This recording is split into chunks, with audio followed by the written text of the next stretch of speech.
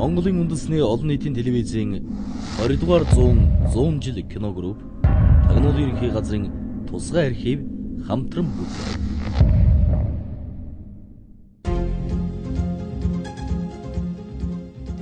16 дугаар 100 монголчуудын хувьд манжид эзлэгдэж тусгаар тогтнол алдсан эмгэнэлт үе байлаа. Хэдий тийм боловч монголчууд намжмал байдал, найрамдалт орчныг бий болгох үүднээс нэгэнт сөрн тэмцэж дийлэхгүйгээ урьдчилан тооцны үндсэн дээр манжид сайн дураар дагаар орж тэдний итгэлийг олж авчээ. Манай Монгол улсын хувьд их Монгол улсын үеийн цэрэг тагнуулын үйл ажиллагааны хүчин чадал нь буураагүй байсан үе. Манжийн анхны хаан Нурхачбаатарт Монголын зүүн талын Горлос аймгийн нэгэн ноён өөрийнхөө охиныг хатан болгож өгчээ. За Монголоос харь оронд очиж байгаа тэр гүнжнэр бол ганцаараа явахгүй шүү дээ мэдээж хэрэг. Өчнөө төчнөө дагуулж зарч шивгчнээс эхлээл албаны өчнөө төчнөө хүн дагуулж явдаг юм л байсан байна. Тэгээд тэндээ бол бас нэг тагнуулын бас нэг тийм манахаар бол тийм бүлэг үүсчихэж байгаа байхгүй.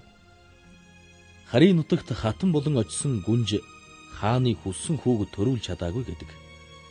Тэгэнгүүт өнөөх Монгол ноён дүүгийнхээ охиныг даруй Манжин хаанд удаа хатан болгон илгээжээ. Ингээд тэр хоёрын дундаас Манж Монголын хооронд үнд сугсаага харилцан хамгаалах тухай анхны түүхтгэрийг хийсэн Манжин Авхай хаан төрсөн түүхтэй. Ийхүү Монгол хатан авах заншил Манжийн төрийн бүхий л хаадыг дамжин уламжилж тэрч байтугай огтоо Монгол хүнтэй суулгадаг болсноор Эфүү хэмээн нэрлэгдэх Монгол хүрэгдүүд Манжийн хааны ордонд алба хашин амьдрах болжээ. Эфүү гэдэг нь бол эртний Монгол Эбүү гэдэг үгийн үндэснэгтэй үг юм. Тэр Эбүү гэдэг нь бол дээр хуучин монгол урдчгаар бичгтээ өвгөн өвөг өвөл гэх үгнүүдэд хэрэгэлдэг байсан тийм Эбүү гэдэг үндэс байд. Энэ үгийн үндэс нь Манж хэлэндээ Эфүү болж явсан юм л юм байна.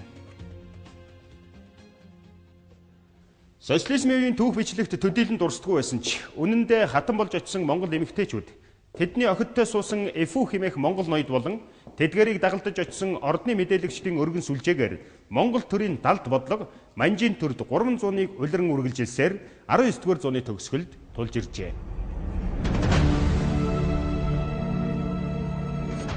Монгол төрийн нууц бодлогыг монход түүчээлсэн далд үйлс.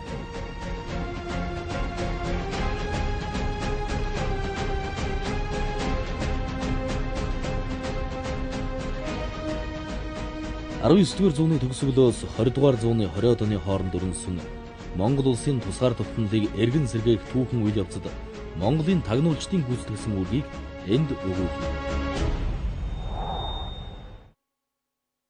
Аж үйлдвэржилт рүү их гүрнүүд уралдан хошуурсан 19-р зуун газар нутгийн хувьд харьцангуй нээлттэй байсан дэлхийн улс орнуудын уламжлалт түүхийг эвдэн буснууллаа.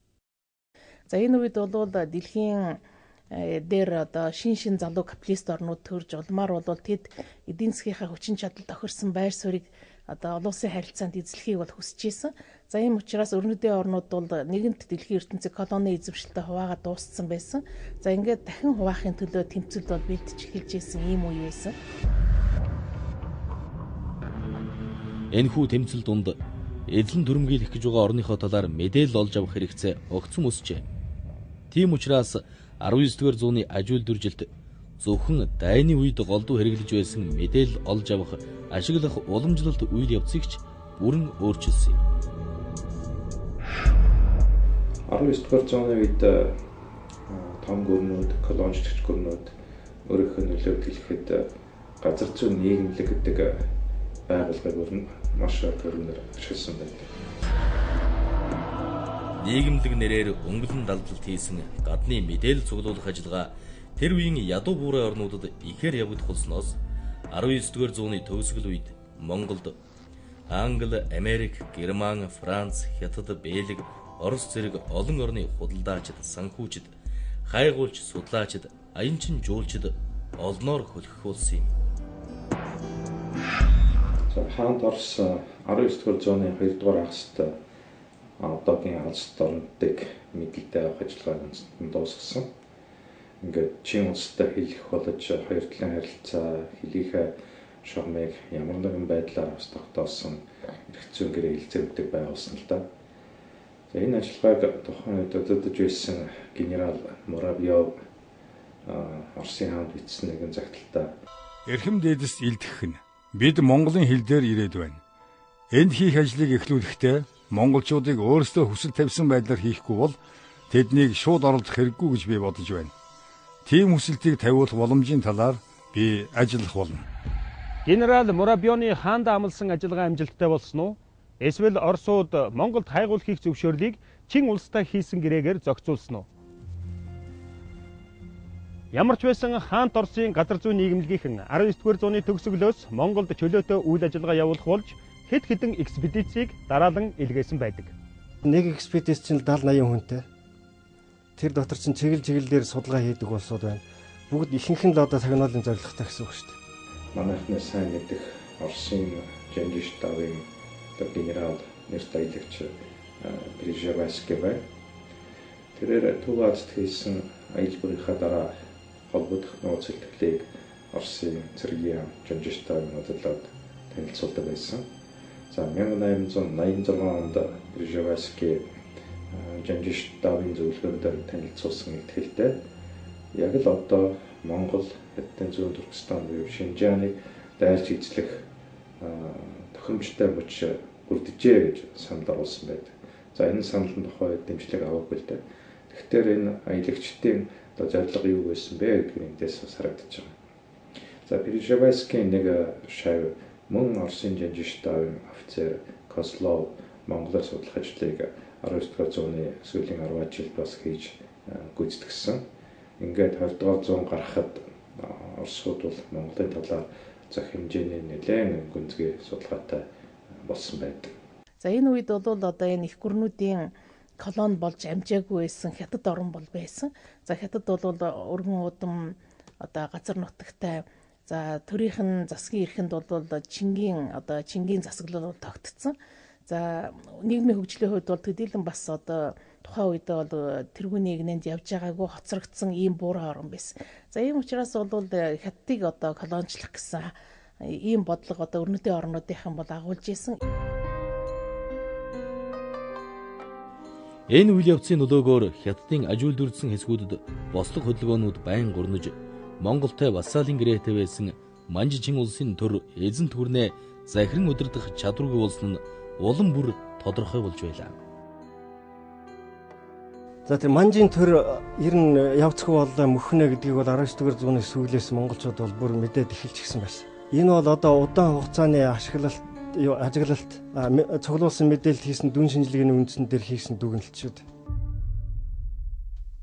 Тэр үед Манжийн хааны ордонд 85 Жонон ван Ширнэн дандан тэргүүтэй хэд хэдэн эфүү ажиллаж амьдарч байжээ.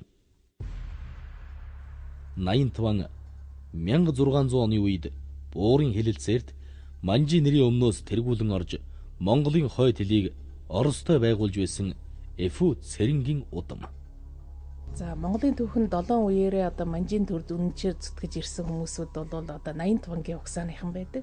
За 85 бол Манжийн хаадын Эзэн хааны ордонд бол маш их нэр нөлөөтэй хүн байсан. За түүний одоо Цэсийн хатны дэргэд одоо үнэнч шадарн байсан, хяа сайдн байсан гэж одоо түүхэнд бол тэмдэглэсэн байдаг. Дундад тэргийн улсын үед бол бас мөн одоо Монгол болон Хятадын хоорондох харилцааг зохицуулах ийм их үүргийг бол хүлээж исэн хүн.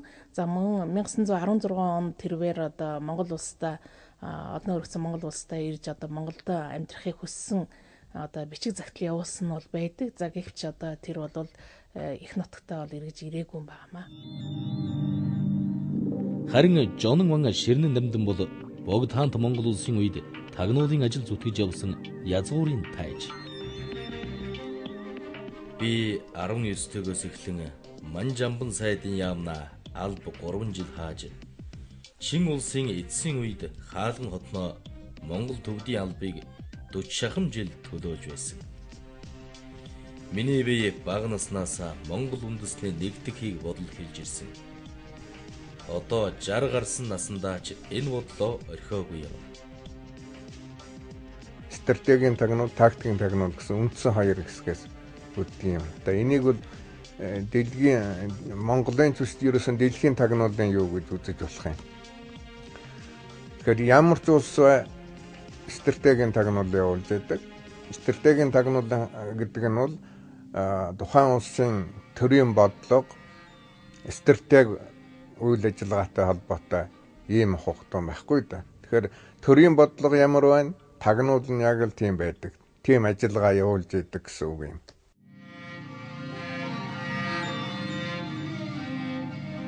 Монгол төрийн стратеги бодлого 19-р зууны төгсгөл болон 20-р зууны ихэнх үед манжийн төрийн судлалыг далимдуулан өвөр Монголог нэгтгэх, бие даан тусгаар тогтнох явдал байсан болохоор тагнуулын болон мэдээлэл солилцооны бүхий л үйл ажиллагаа энэ чиглэлд голдон төвлөрч байлаа.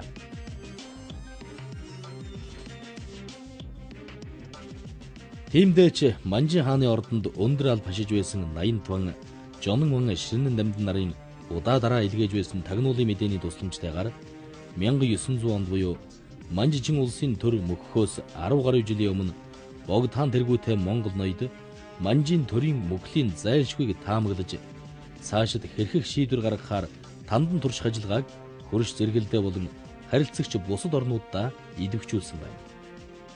Энэ үеийн тагнуулын үйл ажиллагааг айл ал улс орнуудаар явж байсныг дурдах юм бол намжлын хаян хэрвээ Орос, Турк, Франц, Халимаг зэрэг улс орнуудаар явж исэн байхад одоо богд хүрээний одоо лам чагдаржав.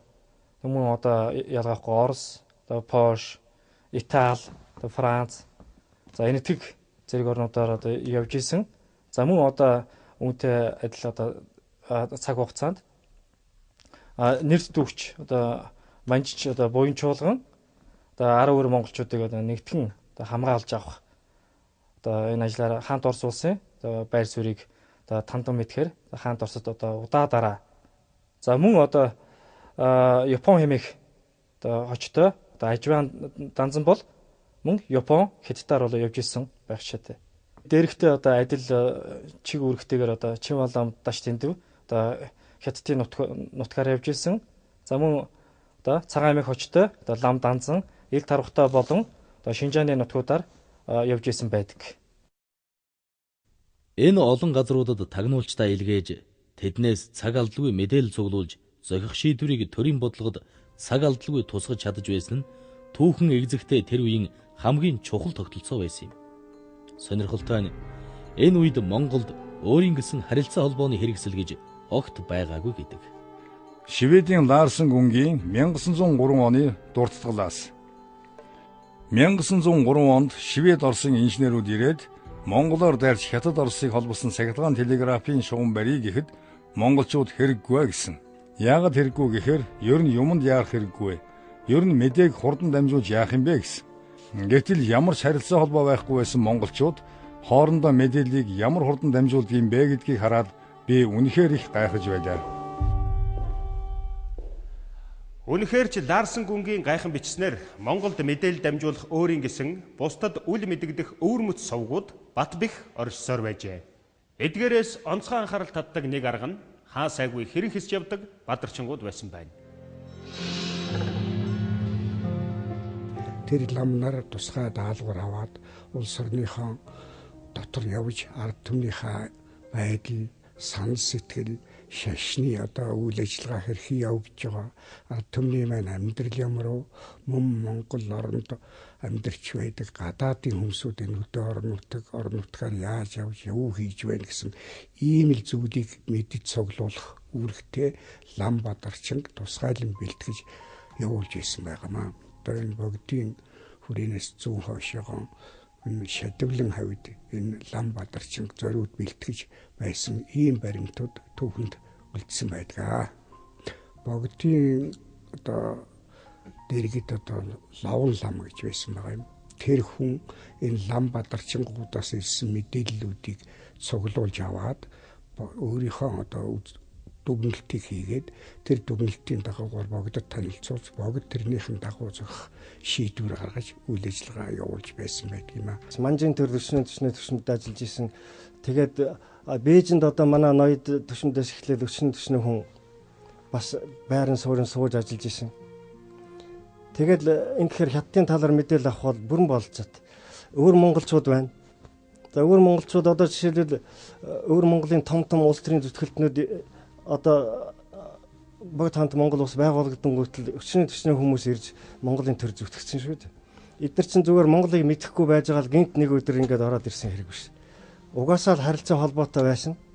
За Оросыг мэдхэд бол бас хятадынхаас бол харьцангуй бэрхшээлтэй. За 1900 онд одоо Монголын шарын шишний тэргүүн 8 дугаар богж Явзан дам хотогт өөрийн элч төлөөлөгчийг хаант Орос руу илгээж за мөнгө зээлэх нэрийн доор бол Шансдва Бадамдорж Совин Цэрэн Осор зэрэг хүмүүсүүдийг бол илгээсэн байдаг.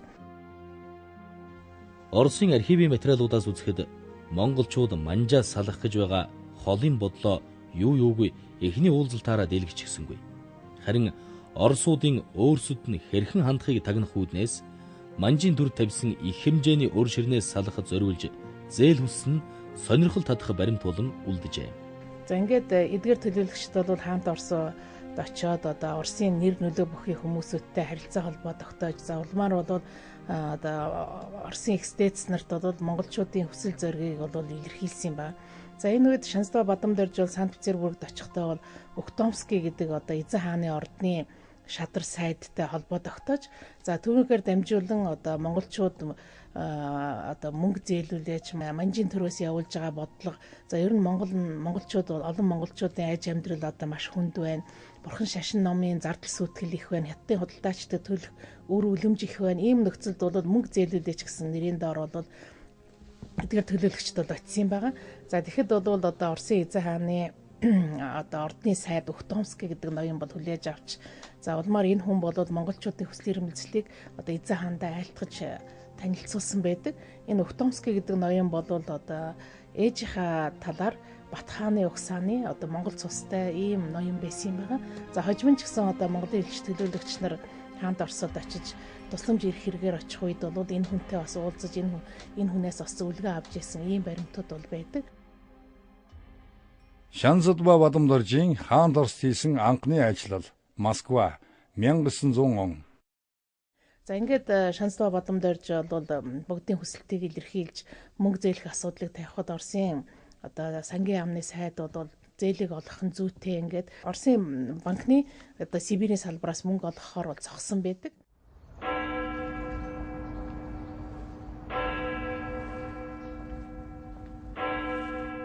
Хаант Оросын засгийн газрын сайдуудын дунд нэлээдгүй ажил өрнүүлж, Николай хаанаас хүртэл зөвшөөрсөн цохолт авч чадсан атла богдын засгийн газар уг зээлийг авалгүй буцаасан юм. Жохом үүнээс үүдчихэд уг зээл хүссэн явдлыг жинхэнэ хүсэлт байгаагүй, харин тандалт байжээ хэмээн дүгнэхэд хүрчээ. Энэ үед хаант Оросын алс дорндод явуулж байсан бодлого бүтлгүйдэх тийшээ хандж байжээ. Учир нь 17 дугаар зуунаас эхлэн 2 зууны турш Сибирийг идэвхтэй колоничилж байсан хаант Орос улс 19 дугаар зууны сүүл үеэс номхон далай руу гарах гарцтай болох идэвхтэй бодлого явуулж алс дорндын төмөр замыг барьж эхэлсэн байжээ. Ийм нөхцөлд Манжижин гүрний алс нэгэн хязгааруулах Монгол орн Оросуудын хувьд геополитикийн түшиц газар нь болж хувирлаа. Үүнээс үүдээд бусад их гүрнүүдийн анхааралч Монгол руу эргэх болжээ. Гэтэл ийм эгзэгтэй үед алс дорнд дах нөлөөллийн бүсээ хаант Орос дайнд ялагдсныхаа төлбөрт Японтой хуваалцах шаардлагатай болжээ. Ингээд чухам аль хэсгийг авахаа шийдэхээр хаант Оросын сөрөг тагнуулын ажиллагаа Монголд идэвхжиж эхэлсэн байна. 20 дугаар зууны ихээр Оросын цэргийн 2 том тойрог Монголтой хэлэх болсон. Энэ нь Монголын баруун хэсгээр Омскийн, Монголын зүүн хэсгээр Эрхүүгийн цэргийн тойрог тус хэлдэг болсон. Энэ цэргийн тойргийн штабууд Монголын чиглэлд цэргийн тагнуулын үйл ажиллагааг маш идэвхтэй явуулдаг байж. Одоо нэгэнтээ ил болсон Эрхүүгийн цэргийн тойргийн штабаас Монголын чиглэлд явуулж ирсэн тагнуулын үйл ажиллагааны тухай баримтаас үзэх юм бол Монголын засгийн газарт 3 их сурвалжтай байсан гэж дурдсан байна л да. Нэгдүгээр Монголын засгийн газарт ажилладаг нэг Монгол төшмөл, хоёр бурай төшмөл. За үүнээс гадна Монголын нэг засагт хааны хатан гэсэн байна. Энийг их чухал их сурвалж гэж дурдсан байна л да. 20-р зууны ихээр Оросын жанжин штаб, дээр дурдсан цэргийн тойргийн штабын ажилтнууд Монгол судалгааны ажлаар олонтоо ирж ирсэн. За үүнээс сонирхол татах нэг илтгэл нь Оросын жанжин штаб офицер Брушовыг бичиж танилцуулсан монголчуудаа Монгол орн гэсэн илтгэл бий л дээ. Унших юм бол энэ ерөөсөө тагнуулын дүүн шинжилгээний илтгэл байна. Энэ мэтийн Монгол явуулсан хаан Торсын сөрөг тагнуулын үйл ажиллагааны нөлөөгөөр хаан Торс Японтой хийсэн нийт 3 удаагийн нууц гэрээ хэлцлээр өвөр Монголыг Японы нөлөөний бүсэд өгч өөрсдөө Ар Монголыг хаан Торсын нөлөөний бүс болгон авсан билээ. Урд түүхэнд өчигтэй аваханд манайх монголчууд Японоос тусламж гуйгаад байсан. Учир нь юу гэхээр Орос Японы хоорондын тэр хоёулдааныг байгуулсан гэрээг мэддэггүй байсан гэж ингэж үзэж яриад байдаг байсан байхгүй. Энэ нь үнэндээ Оросууд өөрсдийн зохиогоод өгсөн түүхийн логик явж байгаа. Яг үнэндээ бол монголчууд тэрийг маш сайн мэдэж байсан. За Японы өвөр Монголыг авахчлаа, Ар Монголыг Орос авахчлаа. Тэгэхээр хоёр Монголоо нэгдэх бодлого явуулж байсан учраас юу гэж үзсэн бэхээр хооронд нь үзэлцүүлээдэй гэж. Тэгээд Японоос тусламжгүйхээр Орос нь хардаад тийм ээ Японтойгоо үзэлцээд байдаг. Оросоос тусламжгүйхээр Япон нь үзэлцээд байдаг юм л байхгүй да. Тэгэхээр тэр дундаас бүхэл бүтнээрээ суугарч арах юм бодлого явуулж ажаа гэж бид одоо үздэг юм да. Чухам энэ л үүднээс богд тэргүүтээ Монгол ноёд далд ухаан сэлж Японд ажиллагаа явуулж байсан ихтгэл тагнуулчдын тусламжтайгаар Японы төлөөлөгчдийг богд хаантай уулзуулсан гэдэг. Энэ нь Япончууд богдтой уулзаж Монголыг ихээхэн сонирхож байна гэх сэтгэгдлийг хүрэндх Оросын консулд төрүүлэх. Ингэснээр Оросуудын зүгээс Япончуудад үл итгэх байдлыг дэвэргэж нууц гэрээг нь ганхуулах гэсэн тооцоо байжээ. 1906 он гэхэд одоо 20 дугаар зууны ихэнх гэхэд монголчууд бол нөгөө цэрэг дайныхын хүчин чадлыг үндсэндээ алдсан байсан. Шашны нөлөө их тогтцсон байсан. Ийм байсан. Тэгэхээр шашны нэг сул тал гэдэг нь бол тэр буддын шашин бол монголчуудыг ив нэгдэлтэй бөөнд нь бариулж болж исэн боловч дайны цэрэг дайны ажиллагаанд болохоор их сааттай байсан гэдэг нь болоод мэдэгдэжсэн. Ийм юм байна. Монголчуудыг Японтой холбоо тогтооход Москва, Бээжин, Токиод төрийн албаны өндөр зиндааны түшмэдээс эхлээд мэрэгжлийн тагнуулчид, дипломатчид, худалдаачд хүртэл мэддэг байсан Монголын томоохон тагнуулчдын нэг Түшээдхан аймгийн Дайчин ангийн хошууны буюу одоогийн Төв аймгийн харьяат Япон хэмээх данзан чухал үүрэг гүйцэтгэсэн юм. Японд удаадараа бол тагнуулын ажлаар бол явж исэн. Тэгэд Япон хэлийг бол одоо гаргууд одоо сайн мэддэг байсныхаа хувьд одоо Япон хэмээх одоо нэр хүчийг одоо өгсөн байдаг юм аа. Хаан Торсын болон Японы байр суурийг тандах гэсэн богд жавзан дамб тэргүүтэй Монгол ноёдын удаа дараагийн тандалтаас ямар ч байсан Оросын сонирхол Монголд хүчтэй байгааг олж мэдсэн байдаг. Орос руу урьдчилан явуулсан хэд хэдэн тагнуулчдын мэдээлэлч үүнийг давхар баталж байлаа. Тухайлбал тэртээ 19-р зууны төгсгөл хавьд нутгаас гарч Орос, Турк, Франц халимгаар аялсан намжлын хаян хэрвээ Ар монголчуудыг нэгтгэн хамгаалж авах талаар Орос улс ямар бодолтой байгааг мэдхээр гарч ирсэн Чин Ван Даштиндаг нарын мэдээлэл тагнуулын түүхэнд онцгой байр эзэлдэг байна.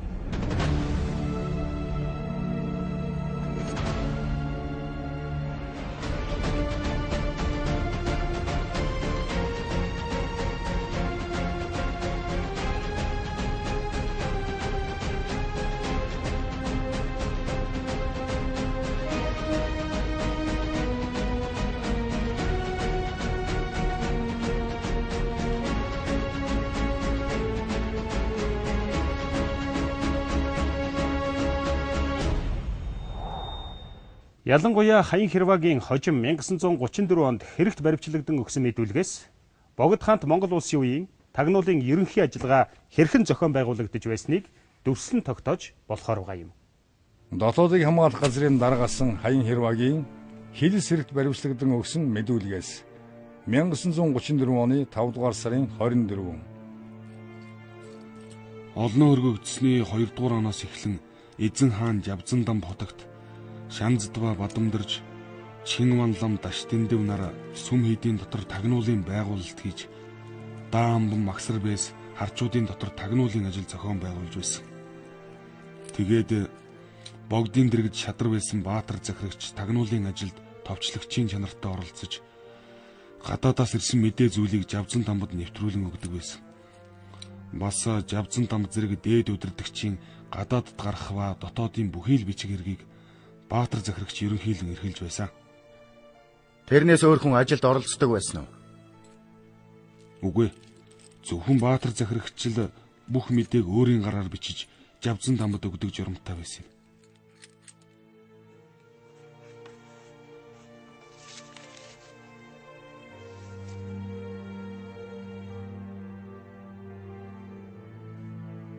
Хожим ардын засгийн үед дотоодыг хамгаалахын газрын даргаар ажиллаж байсан Хаян Хэрвагийн дүрсэлснээр Богд хаант Монгол улсын тагнуулын гол удирдагч нь Баатар захирагч гэж хүн байж.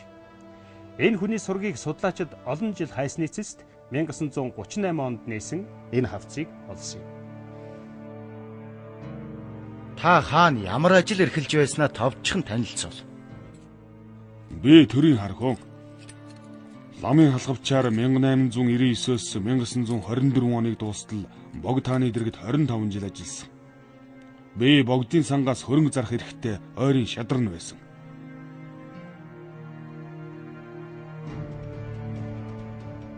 Японы тагнуул Нармай Монголын хувьсгалын эсэргүү байгууллагын төв бүлгийн гишүүн хэмээх хэлс хэрэгээр Лам Чойжамцын Баатар 1938 онд хэлмэгдэн баригдахдаа энхүү мэдүүлж байсан юм.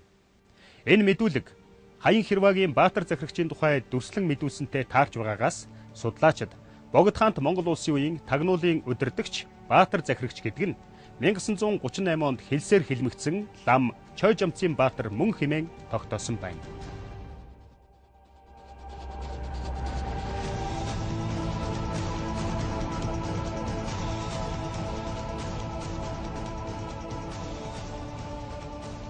Монголын тагнуулын албан тухайн үед бол одоо тогтож одоо хэвшсэн одоо мэрэгжлийн үг хэллэг одоо нэр томьёотой одоо байснаас одоо үзэхэд эрт үеэс одоо уламжлагч ирсэн тагнуулын ажлын одоо ариун баялаг одоо уламжлалтай байсны одоо илэрхийлэл юм. Тухайлбал одоо тагнуулж, тагнуулчлах, одоо мэдээ авах, тагнуулын түшмэл, чимээ авах гэмшлэн одоо нэр томьёонуудыг одоо дурдж болохоор байна. За эдгээр үг гэлгүүдээс тагнуулын түшмэлд Баатар захирагч, Балдан цэрэнгүн, тагнуулч мэдээлэгчд Чинванлам, Даштиндэв нарыг бол хамааруулан ойлгож болох юм а. Бадамдурж хожим нь Чинванламын хэрэгмээ өөрийн дүү Даштиндэвт залгамжлуулсан нь түүнийг төрийн хэрэгт ирээдүйтэй цаашид Монгол төрийн тусгай албанд үүр гүйцэтгэх чадвартайг урьдчилан харсан явдал байсан гэдэг. Даштиндэв их шавьд засгийн газрын тусгай төлөөлөгч дотоод хэргийг бүгд ерөнхийлөн шийдэх яам болон хожимо дотоодыг хамгаалах газарт тус хариуцлага бүхий албуудыг хашиж явсан туршлагатай тагнуулж.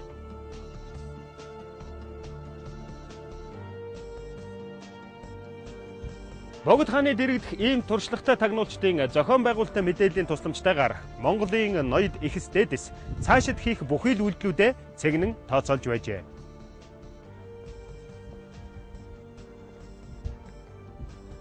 Ингээд хятад оронд одоо хоёр засаг бол тогтсон байсан. Өмнөд хэсэгт хөргөтний хувьсгал ялцсан. За Бээжин нийслэл хотод нь болохоор манжийн төр хിവэрэ байсан ба. Ийм нөхцөлд бол Монголын экстэц нар бол өмнө зүгт манжийн төр удаан тогтохгүй болох нь бол ойлгомжтой гэдгийг одоо маш саргуугаар мэдэрч улмаар одоо хаант Оросын зүгээс та нар манжийн эсрэг тэмцэх цаг чинь болоогүй нэ гэж зөвлөсөөр байтал манай экстэц нар бол одоо л яг босдог цаг болжээ гэж ийм одоо шийдвэр гаргаад улмаар бол үндэсний эрхчлөөнийхөө хувьсгалд бол дан өөрийнхөө хүчээр бол бэлдэж улмаар энэ хувьсгалыг бол амжилттай хийж хүрээндэг засгийн эрхийг бол тайван замаар гартаа авчирсан юм байна.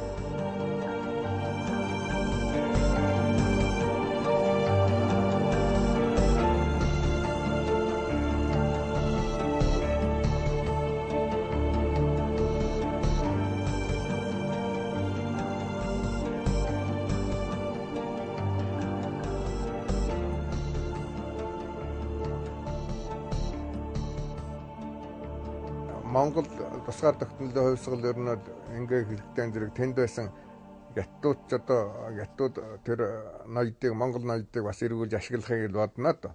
Энэ дээр нь ухаанда 80 тонн тоглож байгаа. Монголын тагнуучд бол үнэхээр л урагчийн дүрээр тоглох хэрэгтэй байсан. Тэрийг бол хүн ойлгодгүй байна л да. Тэрнээс биш ухаанда урагч биш ухаанда тэнд очичоод Монголыг ашиглаад байвал ямар тагнуулж байх вэ? Тэгэхээр жинхэнэ урагцсан гятцад урагсан хүн бол бас Монголд байшаа. Бүгдөө сайн байгаагүй шүү дээ. Жишээлх юм бол Сэцэн Дорж Холом гэж хүн байсан. Тэр Дорж Холом бол богдтой одоо маргалд зөрлөлтөө тэгээд тэр ихчээр юу руу гараад авцсан, гяттай гараад авцсан нэг юм урагч байхгүй жинхэнэ урагч. 80 тонн бол Монголын үнэхээр эстертэйгийн жинхэнэ мэрэгжлийн тагнуулч байжээ гэдгийг батлахныг би жишээ хэлье. Дорж Холом энтертэйгээ нийлээд ерөөсөн Монгол ингээд тусгаар гарах нь буруу одоо юу гэдгийг тийм ээ гяттал ая талтай бүх юмыг сайхнаар донготчихл дээ. Ингээд тэр хоёрыг наашин Монгол руу явуулах болжээ. Нэг тийм шийдвэр гарч. Гэтэл яг явах дээр тулахтай зэрэг 80 тонн бол үлдээд Дорж Холмоогоо явуулчихж байгаа байхгүй. За ингээд Дорж Холом нь ирэхтэн зэрэг манай Монголын засгийн газар бариад авч байгаа нөгөөдг нь. Тагнуулын байгууллагын гэсэн үг байх л да. Ингээ бариад авч байгаа. Тэгэхээр энэ тийшээс юу харагдаж байгаа нөхөр 80 тонн бол жинхэнэ мэрэгжлийн тийм одоо хэллэгээр ярих юм бол операцийг хийж чадсан байна л да. Жинхэнэ урагчаанаас нь явуулчаа өөрөө уцалчихж байгаа. 85 урд төршид манжи үеэс эхлэн ажилласан стратегийн тагнуулчдын томоохон төлөөлөгч, мэрэгжлийн тагнуулч. 20 дугаар зууны эхэнд Бээжинд ажиллаж байсан бусад мэдээлэгч тагнуулчдыг удирдан зохион байгуулж байсан. За ер нь бол Монголын болон 10 өөр Монголын ноёдууд Бээжинд очих үедээ, жасаалах үедээ байнгын 80 тонтой одоо уулзаж, за мөн одоо ЦС хатанд одоо өнөөдөр хаанхын ямар ноёныг бараалхуулах уу гэдгийг одоо энэ 80 тонн шийддэг байсан гэж бол ярьсан байдаг. За нөгөө талаар энэ хүн бол манж хятад хилтэй хүн. Тийм учраас бол одоо их өргөн харилцаатай ийм хүн байсан байгаа юм.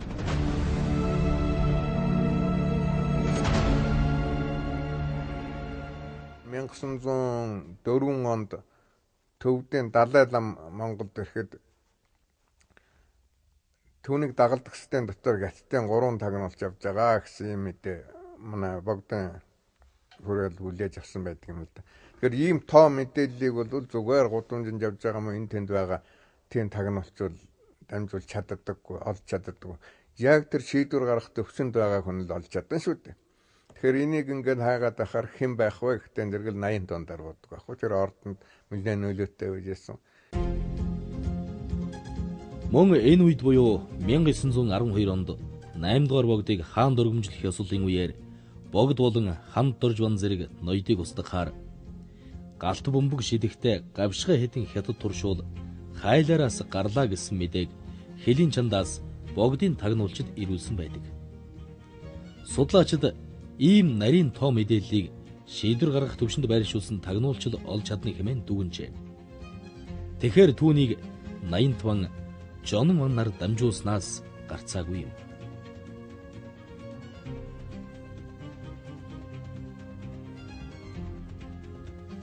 Ийм ноцтой мэдээллийг өөрийн найдвартай их сурвалжаас авсан богдын тагнуулын албаны түшмэл Баатар захирагч, нийслэл хүрээ Майма хотын сөрөг тагнуулын түшмэл Балдан цэрэн гүн нар хүрээнд байгаа хятад иргэдийн дунд сөрөг тагнуулын ажиллагаа явуулсны үр дүнд тэдгээр галт бөмбөг шидэхтэй гавшгай хэдэн тагнуулчдыг илрүүлэн хяналтанд авчээ.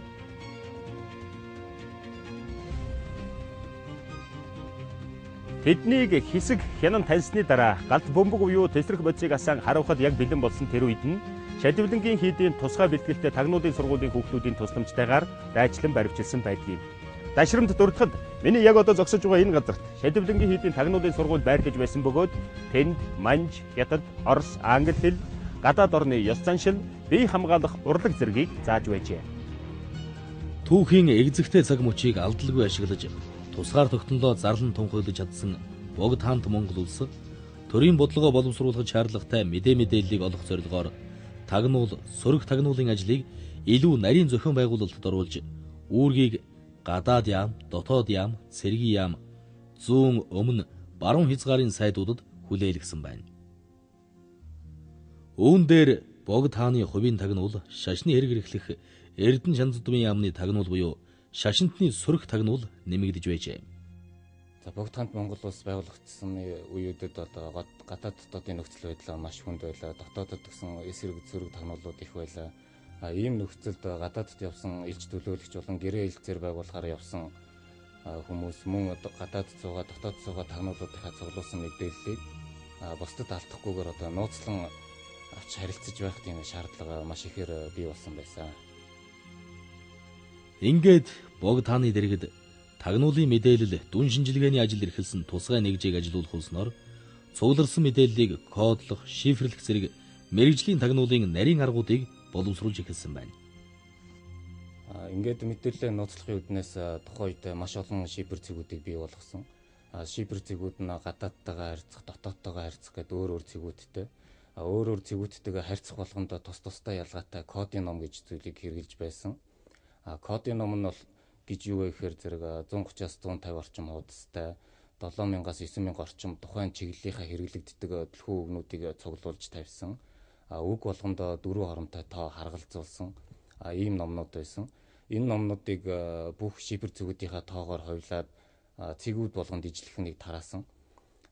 Энэ ном ашиглаад шифр мэдээгээ хоорондоо нууцлж дамжуулдаг байжээ. Ингэж дамжуулахдаа мэдээж тухайн үед шифр дамжуулдаг гол арга нь цахилгаан мэдээ буюу одоо морзор дамжуулдаг байсан. Тухайн үед богдын өрөөнд Орос юм уу Монгол хятадын одоо цахилгаан мэдээний хороо байсан учраас тэднэрээр дамжуулахад зориулж кодынхаа номны ихэнх хэсэгт заавар зөвлөгөөг нь тавьсан байдаг. Тэндээ жишээ нь Оросын цахилгаан мэдээгээр явуулахаар бол яаж одоо араб бүсгийг хэрэглэх вэ? Яаж араб бүсгээр буулгах вэ гэдэг заавартай. Хятадынх бол жишээ нь яаж ханзаар одоо тэр тоог тавих вэ гэсэн тийм заавартай. Мөн код болгоны ихэнд яаж одоо үгийг хувиргах вэ? Үгээр яаж тасалж тэр тоонд шилжүүлэх вэ гэдэг нарийн дэлгэрэнгүй заавартай юм кодын номнууд байсан.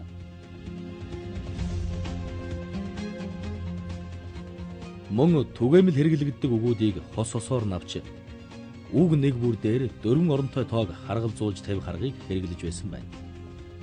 Тэгээд мэдээ явуулах болохоор тухайн үгний оронд дөрвөн оронтой тоог дамжуулдаг байжээ.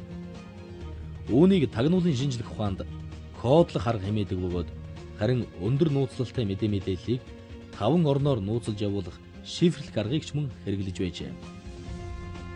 Энэхүү хоёр төрлийн арга нь дэлхийн 1-р дайны үед германчууд болон англи, францчуудын хэрэглэж байсан аргатай ижил төвшний мэрэгжлийн тагнуулын нууцлалын аргууд байжээ.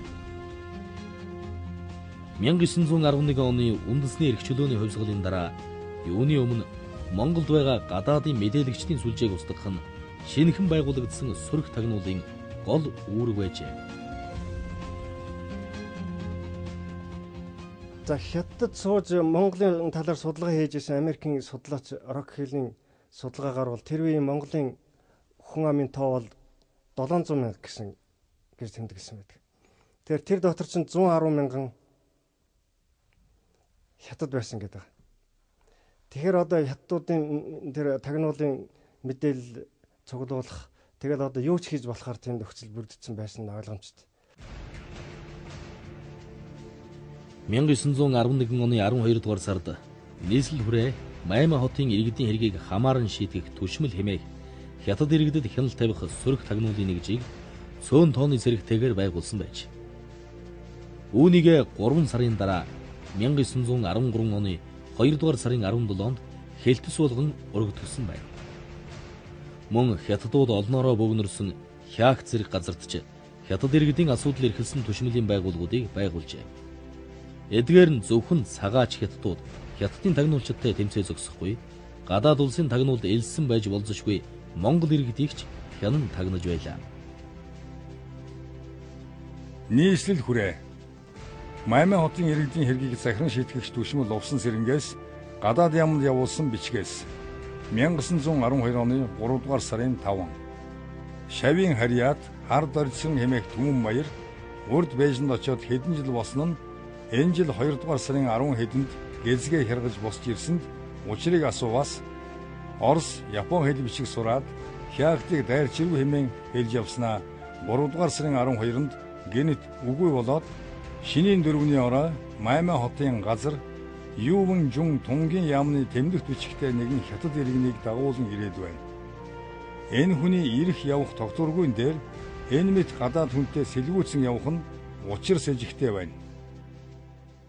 Тэгэхээр энэ олон хятадуудыг цөөлөх арга хэмжээг бол маш шийдвэртэй авсан гэж. 11 онд 110 мянга байсан хятадуудыг 16 он гэхэд 35 мянга гортол зөөрүүлсэн гэж. Энэ бол одоо тэр хятадын одоо мэдээллийн их сурвалжуудыг зөөрүүлж тагнуулын үйл ажиллагааг нь хязгаарлахад бол бас шийдвэрлэх ач холбогдолтой болсон арга хэмжээ гэж үзэж болно. Ердөө 5 жилийн дотор Монголоос хөөгдөн гарсан 75 мянган цагаач иргэдийн дотор Японы талд ажиллаж байсан хятадын мэрэгжлийн тагнуулчид ч багтсан байлаа. Энэхүү хэрэгт Оросын тагнуулчид хамтран ажилласан нь тэр үеийн түүхийн нэгэн сонирхолтой үзэгдэл болж чадсан юм. Хятадын иргэн Чин Монгол улсад цахилгаан холбооны мэрэгжилтнээр ажиллаж байсан. Энэ хугацаанд Оросын эсрэг Японы талд тагнуулын үйл ажиллагаа явуулж байсан. Түүнийг хянах ажиллагааг Оросын хэдийн комиссар мэрэгжлийн тагнуулч хурандаа Хитров боловсруулсан. Чинг тагнах ажиллагаанд Хитровтай ажилласан Монголын тагнуулч буян дэлгэр Оросуудын Монгол үзүүлсэн зээл санхүү, зэр зэвсэг, ёс суртахууны дэмжлэгт талархагчдын нэг байлаа. Хитров буян дэлгэр нар Чин тэргүүтээ Японы тагнуул хятад иргэдийг Монголоос хөөн гаргах ажиллагааг хамтран хийсэн. Оросын тагнуулчдын шахалтаар Монголд ажиллаж байсан цахилгаан холбооны мэрэгжилтэн инхүү хөөгдөн гарснаар түүний орийг залгамжлах дараагийн мэрэгжилтнийг хөлслөх хэрэгтэй болжээ. Энэ чиглэлээр бэлтгэгдсэн үндэсний мэрэгжилтэн тэр үед байгаагүй болохоор мэдээллийн нууцыг хамгаалах шаардлага нэн түрүүн тулгарсан байна. Ингээд цахилгаан мэдээний нууц дэвтэр буюу шифрийг 1914 оны намар 7311 үгийн тэмдэгттэйгээр шинжилэн гаргажээ. Тусгаар тогтнолоо тунхаглан зарлаад улмаар улаастай ховдыг байлдан эзэлсэн монголчууд бусад монгол угсаатнаа нэгтгэж нэгдмэл төр улс байгуулах тууштай бодлогыг баримтлан 1912 оноос зарим нэг зоримог алхмуудыг хийж эхэллээ. Өвөр Монголын 49 хошуунаас 38 нь Монголд нэгдэхээ илэрхийлэн нүүж ирсэн заримд нь богдын засгийн газраас нутаг зааж өгч эхэллээ. Энэ бүхэн нь хоёр хөршийн болгоомжлолыг төрүүлж улмаар далдуур хувилдахад хүргэсэн хэмээн зарим судлаачид дүгнэдэг. Ингээд Орос хятадуудын аль аль нь монголчуудыг дотроос нь хаглан бутрах ажиллагааг зохион байгуулж эхэлжээ. Ингэхдээ Монголын тагнуулын байгууллагаас хятадуудад хандах хандлага чанга байсан болохоор хөндлөнгийн юм шиг харагдах барууны зарим иргэдийг тарих угаах ажилдаа татан оролцуулсан байна. Хятадын ерөнхийлөгч Ён Шункэн зөвлөхөөр бараг 8 жил ажилласан Британий Таймс-ын сурвалжлагч Морисон гэж хүн бий. За Морисон бол өөрөө Австралид төрж өссөн Австралийн иргэн хүн л дээ. За хятадын ерөнхийлөгчийн зөвлөхөөр ажиллаж байхдаа тэрээр Шведийн иргэн худалдаачин Ларсеныг хятадын тусгай албатай холбож Монголын эсрэг ажиллуулахаар тохирсон байдаг. Английн Таймс-ын сурвалжлагч Моррисоноос хятадын ерөнхий сайдад бичсэн загтлаас ноён ерөнхий сайд бид бүхний сүүлийн жилүүдэд явуулсан идэвхтэй ажиллагааны дүнд Шведийн иргэн Ларсеныг генерал Лигийн мэдлэл шилжүүллээ. Ларсен шагнахан зүйтэй. Яагаад гэвэл Ар Монгол нэгдэхээр очиж байгаа өвөр Монголын олон ноёдыг буцааж оруулах талаар ятгах ажиллагааг идэвхтэй явуулж их амжилттай явж байна. Ларсен Монгол нэгдэхээр ирсэн өвөр монголчуудыг ятган буцаах, Монголд Оросын нөлөөг багасгах даалгаврыг хятадын зүгээс авсан байсан. Ларсен Морисон нар хятадын засгийн газарт хөрөнгө оруулж хойд хятадын хаалган зэрэг хэд хэдэн хотыг нээлттэй болгох шийдвэрийг гаргуулснаар Америк зэрэг өрнөдийн орнуудын нээлттэй болсон хотуудаар дамжуулан нөлөөгөө ихсгэх ажиллагааг Монгол идэвхтэй явуулж байсан. За энэ байдлыг Богдын засгийн газрын холбогдох төшгөнтүүд Богдод илтгэж айлтгаж байсан байдаг. Тухайлбал Ларсен бол одоо Монголд улс төрийн авд мэгт үйл ажиллагаа явуулж байна. За Монголд дагаар орсон өвөр Монголд ноёдыг буцааж одоо хятад руу явуулах талаар хийх нөлөөлийн ажиллагаа явуулж байгаа гэдгийг ууршааж богдод бол бас мэдээлж байсан байдаг. Дараа нь Орсын Америкийн цэргийн тахиулан байгууллага өөрийнхөө мэдээлэгчээр хэлсүүлж 1920-ад онд ажиллаж байсан байдаг. За энэ тухай баримтыг Америкийн Монгол эрдэмтэн элчин сайд Браунга өөрийнхөө архив материалс гаргаж ирж бас хэл болгосон байдаг. 1921 онд бичсэн Америкийн тагнуулын лавлгааны хэсгээс Ларсон Монголын гүн цолтой, Монголын ноёд лам нартай маш дотн гүнзгий харилцаатай, Монголын талаар мэдээлэл олох өргөн боломжтой хүн. Монголд бусад гүрнүүдийн зүгээс хийж байсан бас нэгэн ажиллагаа бол Америкийн Тэнгисийн цэргийн тагнуулын даалгавраар 1918 онд анх Монголд ирж байсан монголчуудын сайн мэдих Америкийн нэрт газар зүйн аялагч Эндрюс байсан юм. Түүний нууц нэр нь Рейнольдс гэдэг байсан. За түүний Монголын талаар явуулж ирсэн эхний баримтуудыг үзэх юм бол энэ бол хосол өвсөг тагнуулын дөнжлөгийн баримт бичгүүд. Өөрөлдөл Монголд одоо Большевик Орсын нөлөө ямар байна? За өргөөнд хичнээн чек хүн байна, хичнээн мажар хүн байна. За энэ талаар Монголын ерөнхий сайдын байр суурь ямар байна гэдэг түүний эдгэж ирсэн баримтуудыг үзэх юм бол ерөөсөө тагнуулын мэдээлэл. За үүнийг бас Монголын тал мэдчихсэн байна. Тухайн үед ингээд бас Монголын сэгвэцэн зүрхт тагнуулын байгууллага бас ажиллаж исэн гэдгийг харуулсан баримтууд бас байгаа. Талхын нийслэл хүрээнд бол засгийн эрхийг монголчууд 50 замаар авцсан энэ аваад улмаар туурах тусаар улсаа байгууллаа гэдгийг мэдгэтгэд бол хятадууд бол үүнийг хүлээн зөвшөөрөхгүй байсан.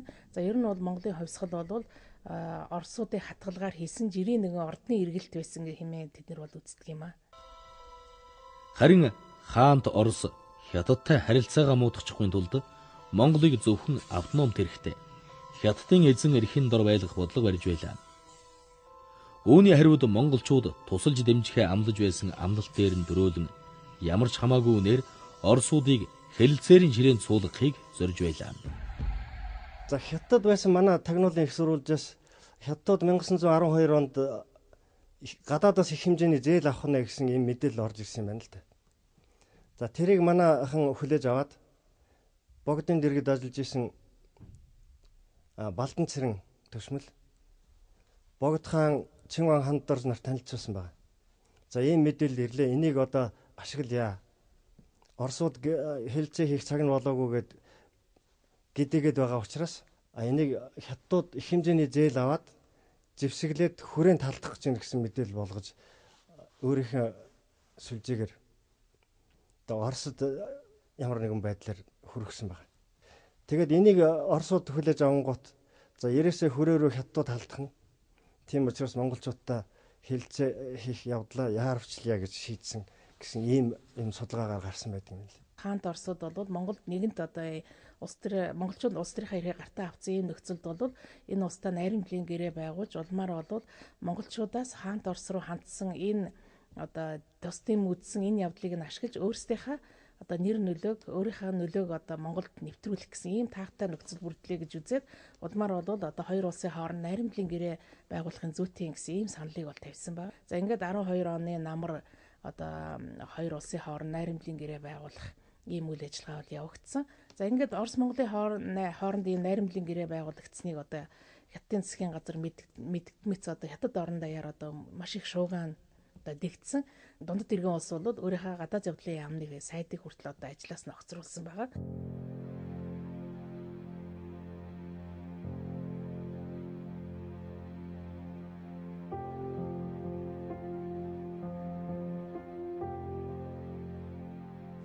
Орос Монголын гэрээ дуусангууд 1913 онд Монгол улсын цэрэг Өвөр Монголыг Хятадын цэргээс чөлөөлөхөөр эд дайтаж байлаа.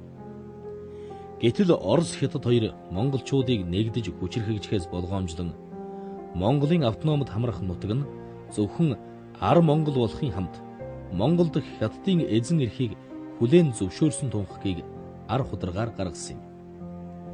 Үүнийхээ дагуу Монголын цэргийг Өвөр Монголоос даруй гаргахыг хаант Орос шаардах болж өнөөх амлаад байсан зэр зэвсэг зээл тусламжаа зогсоолоо.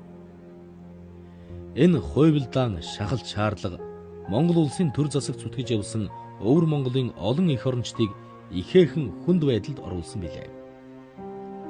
Орос хятадын зүгээс Монголыг ийхүү хавчин шахах хувилдааныг даалам цэрэн чимэд тууштай эсэргүүцэж тусгаар тогтнолоо 3 дахь хүчирхэг улс болох Японоор баталгаажуулах бодлого баримталж байлаа. Ингэснээрээ тэр Оросуудын хатуу хараанд өртгүүлж хүрээнд дэх Оросын консулын газар түүнийг байнга тагнан хянах болжээ. Дааламыг 1913 оны ихээр хайлаарыг дамжин Японд очихоор явхад Оросын тагнуулчид түүнийг баривчилж хүрээнд буцаан авчирсан бөгөөд хүрээний консулын зүгээс онц чухал асуудлыг шийдвэрлэхэд саад дотор болж байгаа дээд тушаалдах шашны лам нарыг албан тушаалаас нь халж оронд нь хар язгууртан хүмүүсийг тавьбал зохино гэсэн шаардлагыг Монгол улсын засгийн газар тавьж шавдуулах болжээ. Энэ явдлын дараахан даалам цэрэн чимэд хорлогдон насан эцэлсэн билээ.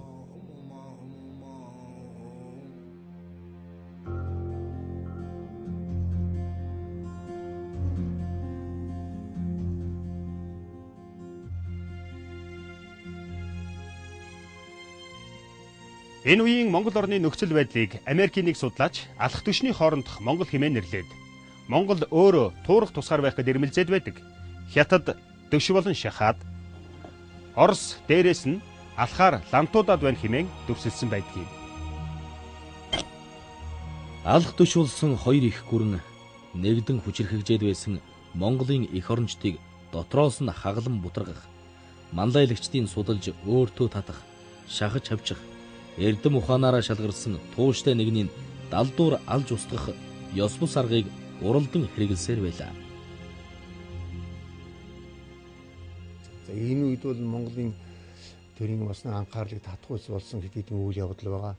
За энд бол одоо тэр 1911 оны үндэсний эрхчлэлийн хувьсгалыг үүсгэн сийдэлцсэн, тэнд оролцож ийсэн хэдийн хүмүүс бол гинт одоо ойрхон нас барсан юм байгаа. Тухайлх юм бол Халахын Түшээтан аймгийн одоо хан Дашнам гинт нас барсан, за бас өөр сайдууд нас барсан. 1914 оны 5 дугаар сард дотоод яамны тэргүүн сайд даалам цэрэн чимэд Улсын хязгаарт нас барсан.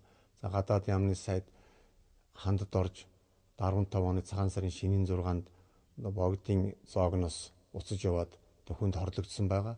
За энэ мэтчилингээр бол одоо 10 орчим хүн 1911-ээс 15 онд нас барсан байдаг. За энэ одоо нэрнэлийн үхий халах өвөр Монголын тийм төрд аль барч байсан хүмүүс нас барсан явдал бол бас янз бүрийн яриа таамаг бол гарч ирсэн л дээ. За гадныхан бол одоо Монголын их дээрээс зохион байгуулалтад хорлсон гэж ингэж хэлдэг. А манайхан бол бас арай өөр байдлаар үздэг. Ерэн зүгээр энэ одоо тэр хүмүүст бол сонзон сансан хүмүүс чорлсон байж болно. Гэхдээ энийг бол ирж хайсан болтой байдаг. Тэгээ бол илрүүлж чадаагүй. 1912-оос 15 оны хооронд хийгдсэн хоёр гэрээний хооронд Түшээт-хан Дашним, Чинван хандад орж Засагт-хан Сономаравдан, Сангийн яамны сайд Хошоо Чинван Чагдаржав, Цэргийн яамны сайд Жүнван Гомбосүрэн, дотоод яамны дэд сайд Бээл Цэрэнним, гадаад яамны дэд сайд Гүн Аравдан, Сангийн яамны дэд сайд Ванчиг Аравдан, хүрээ Маймай хотын хятад иргэдийг хянах хэлтсийн түшмэл Лувсан Цэрэн, Өвөр Монголын занг Шагдар сүрэн нарын олон хүн хамгийн сүүлд 1919-өөс 1920 оны орчим ерөнхий сайд Сайн ноён хан Намнан сүрэн хорлогдсон. Гэсэн ч энэ урт жагсаалтыг судлаачид гүйцэд тоо биш, нууцаар алан хэдх ажиллагаа ихээхэн өргөн цар хүрээтэй явуулсан хэмээн үздэг юм. Гэхдээ үннийг хэлэхдээ манай төвчд ордох айжсэн байхгүй. Яагаад төвхтэн зэрэг Оросууд тэр тэгж яригээ тэгж бичгээд түүх зохиогоо өгч учраас тэр энэ л бариад яриад байгаа болохоос үннийг л хэлэх зориг байгаагүй гэсэн үг. Яг тэр үеийн нөхцөл байдлыг, улс төрийн нөхцөл байдлыг үзэх юм бол манжиг хөөж гаргахад манжийн амбныг бол Оросууд өөрийнхөө нутгаар дамжуулж гаргасан. Тэгэхдээ тэднэртэй ямар амлалт тохиролцоо хийсэн бэхээр манжийн харьяат нарыг их ашиг энэ Монголд Оросын төлөөлөл хамгаална гэж ийм амлалт аваад тэднэр чинь тэгээд юм хийгээгүй явцсан байхгүй. Тэгээ нэгэнт ийм амлалттай юм чинь түүнээс хойш болж байгаа юм бол Оросууд л хийсэн бай таарна та. Нэгдүгээр тэр. Хоёрдугаарт бол 13 4 оны нөгөө Хаахтан 3 мэт гэдэг хэлцээ гэрээ гэж байгуулах хүртэл юу Монголд бол хятадын улс төрийн төлөө байгаагүй.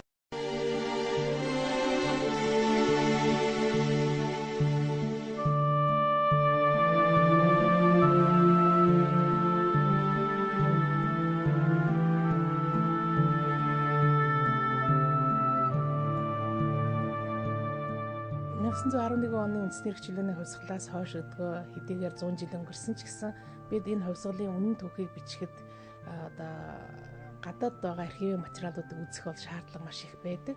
За энэ үднээс бол өнөөдөр энэ хувьсгалын түүхэнд холбогдолтой асар их материалууд бол хаант Оросын одоо архивд бол хадгалагдж идэг.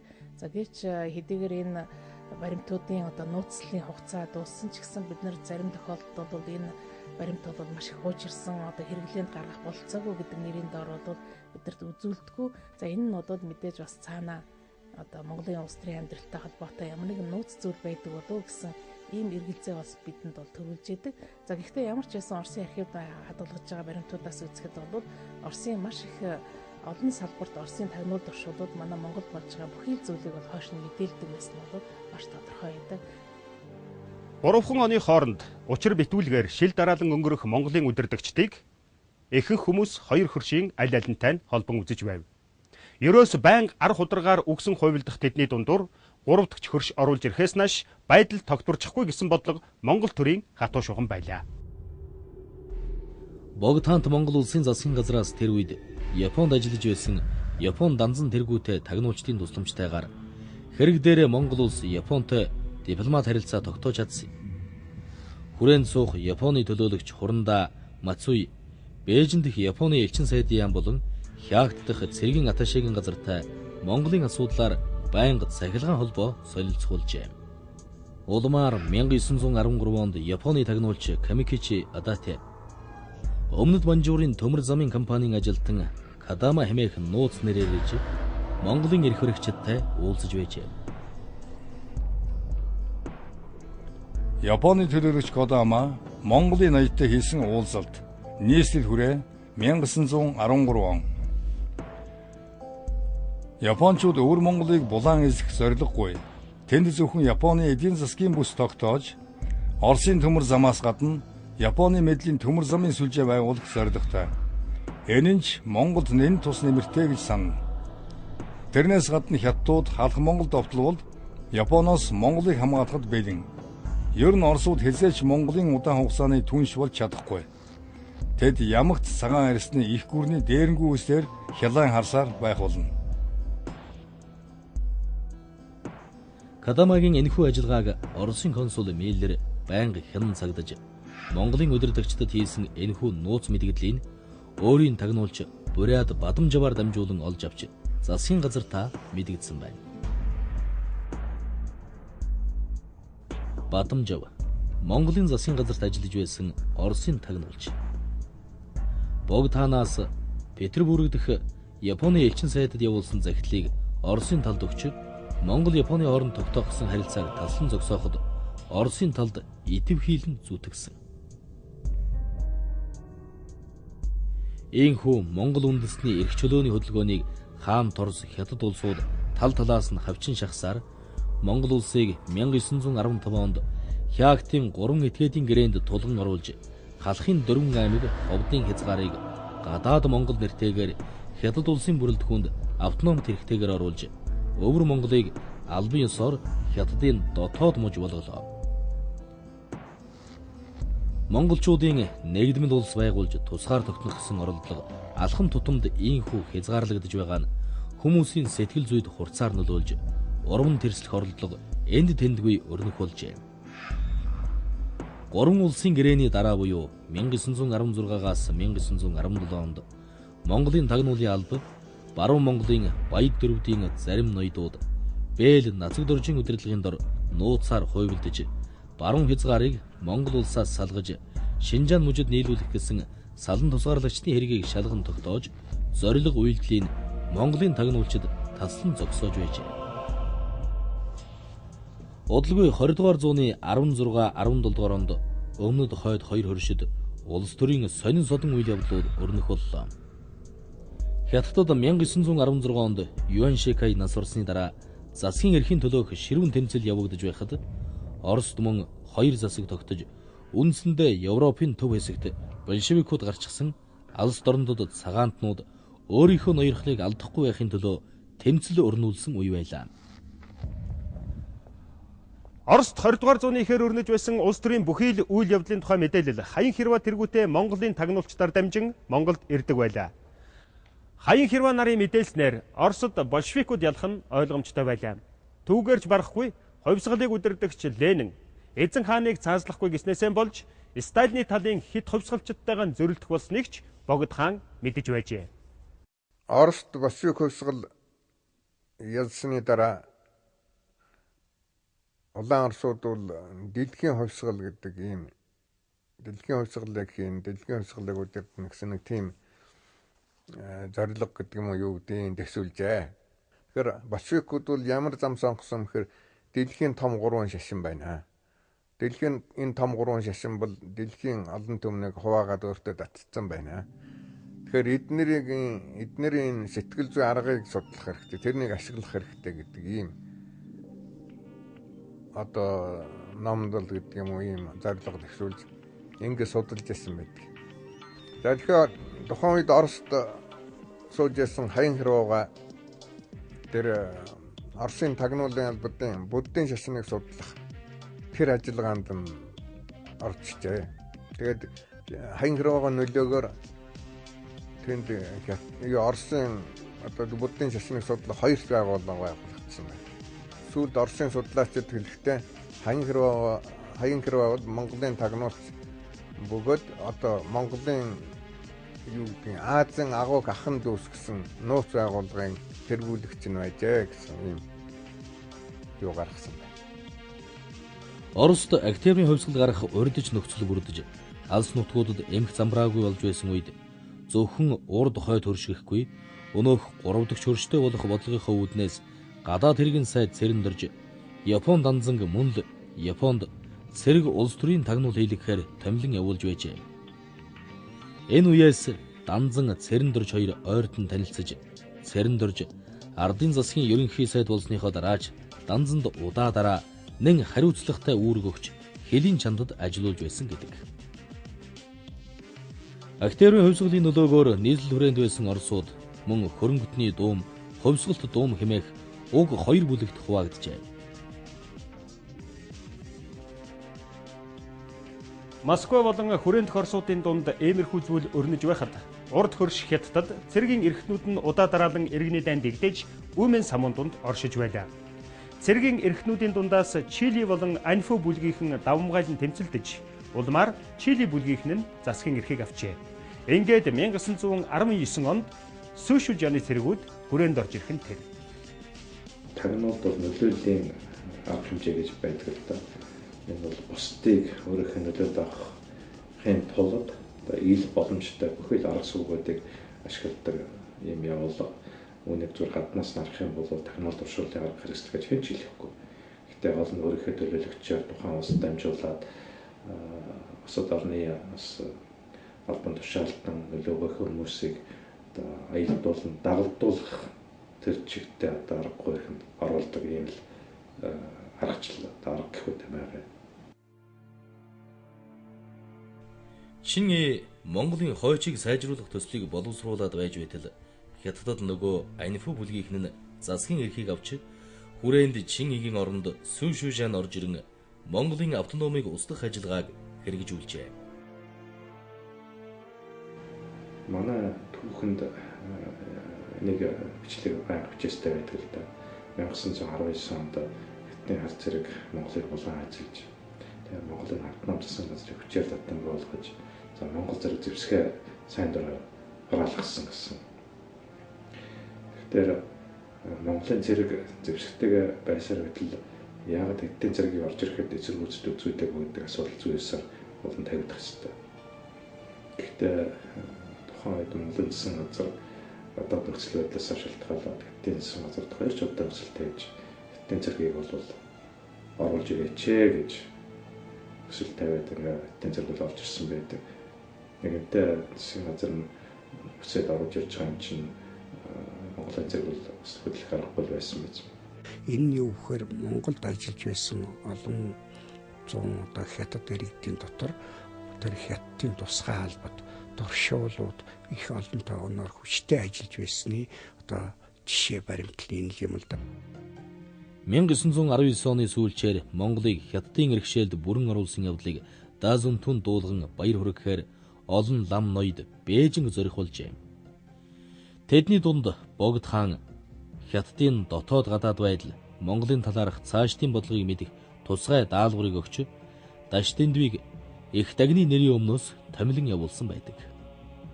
Тэрээр явж ирсэн тухайга Богд хаан дайлтгсан өргөх бичиг байсан тухай мэдээ байдгийм.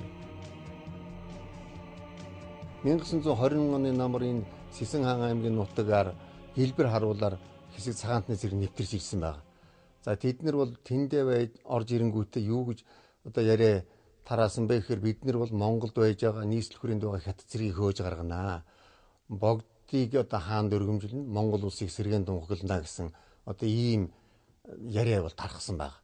За энийг одоо үнэн байна уу худал байна уу гэдгийг мэдүүлэхээр бол нутгийн хэд хэдэн хүмүүсийг явуулсан, хүрээнээс хүмүүс явуулсан байгаа. Энд бол одоо Сэсэн хаан аймгийн захирагч Гом Бидшин гэж хүнийг явуулсан. Энэ хүний бичсэн зүйл Богдод айлтгсан зүйл бол байдаг. 1919 оны 3 сард Шитамужийн ойролцоо Нармай Монгол улс байгуулах үзэлтнүүдийг Богдын даалгавраар ажиглаж мөрдөж байсан. Баруун өнгөрнийг дэмжигчид нь голдуу Нармай Монголын үзэлтнүүд байсан. Тэд хэд үнсрэхэх тул Монголыг тэднээс хөндөй байлгах нь дээр гэсэн зөвлөмжийг Богдод өгч байсан.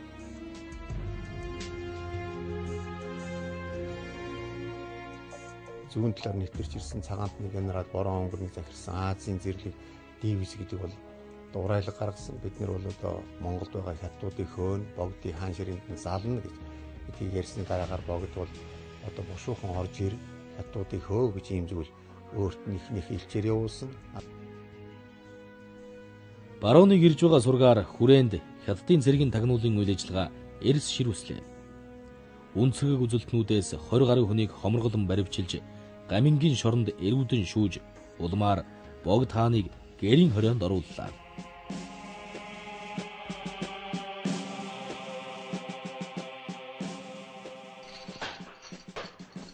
За ингээд 1921 оны хаавар одоо хүрээнд байсан хятад цэргүүдийг одоо Оросын цагаантны цэрэг хөөж гаргахад бол 3 хэсэг болсон байгаа. За нэг хэсэг нь бол налаах чиглэлээр ингээд зүүн урагш байгаа Хохотын чиглэл рүү, нэг хэсэг нь бол хоошоо одоо Хяакт руу зугдсан. За нэг хэсэг нь бол энэ халахын нутгаар тараад одоогийн энэ дунд говь өвөр хангаан нутгаар баруун урагшаага явсан. За тэр хүмүүс бол одоо янз бүрийн дээрэм тонуул хийх, зарим нь бол яг зүгээр явсан байгаа. За ингээд энэ үеийг бол одоо гамин цовсон жил гэж монголчууд энэ өмнө зүгийн нутгийнхан бол ярьдаг. Одоо өвөр хангаа дунд говь өмнө говийнхан. За ухааны энд бол нутгийн ардуудын өөрснөө баг зэрэг зохион байгуулад тэр цовж явсан гамингуудыг бол одоо аалж устгах, за тэгэл дайжуулж, зайлуулах энэ төр янз бүрийн ажил бол хийж исэн. 1921 оны 2 дугаар сарын 22-нд Богдыг дахин хаан ширээнд өргөмжилж, яамдын ажиллагааг сэргээн ерөнхий сайдыг томиллоо. Үүнтэй хамт гамингийн үед бүрэн үйл ажиллагаанд тасалдаад байсан тагнуулын ажиллагаач эргэж сэргэлээ. Гэхдээ энэ удаад нэгэнт барууны тусламжтайгаар эргэн сэргээсэн төр байсан болохоор Монголд үүрэг хүлээсэн 2 тагнуулын байгууллага бий болжээ. Цагаантны тагнуулынхан Монголд үлдсэн хятадууд өөрсдийнх нь эсрэг хорлон сүйтгэх ажиллагаа явуулж өгнө хэмээн тагнаж байхад Монголын байгууллага баруун өнгөрний засгийн газрыг давхар тагнаж байлаа. За энэ Улаастайд бол одоо өндөр отхон даш жаргал гэж төрсэн иргэдүүд 2 одоо нуруу туруу зүс сарай сайхан одоо тийм 2 эмэгтэй байсан юм байна.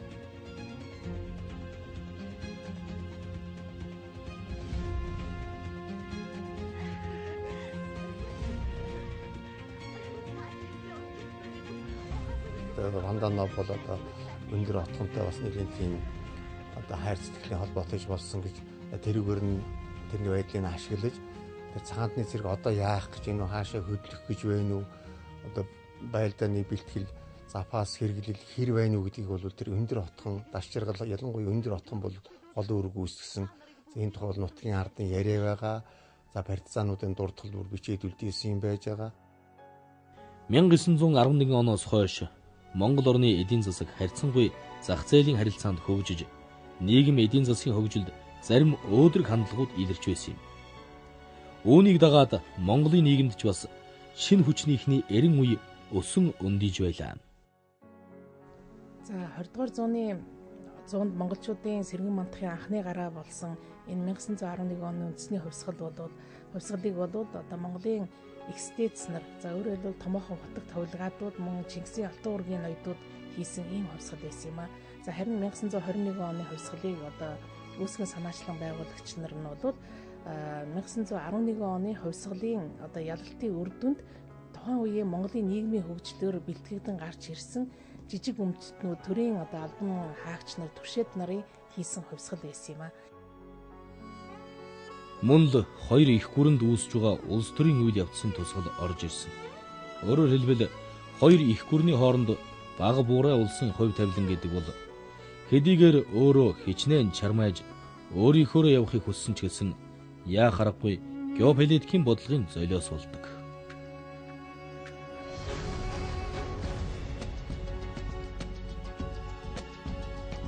Их гүрнүүдийн геополитикийн бодлогын золиос болж асар их сорилт агцсан хүчирхийлэл дундаас олон баатруудын халуун амь бүлээн цус, олон тагнуучдын амь дүүсэн ажиллагаа, уран нүүдлийн гавьяагаар алх төшний хоорондох хувь заяаны эргэлтээс Монгол улсын өдгөөгийн тусгаар тогтнолтыг авч үлдэх гэсэн төрийн далд бодлогыг Монголын тагнуучид тэмцэн гүйцэлдүүлсээр 1921 оны ардын хувьсгалыг ялалтанд хүргэх ухтур нөхцөлийг бүрдүүлсэн юм.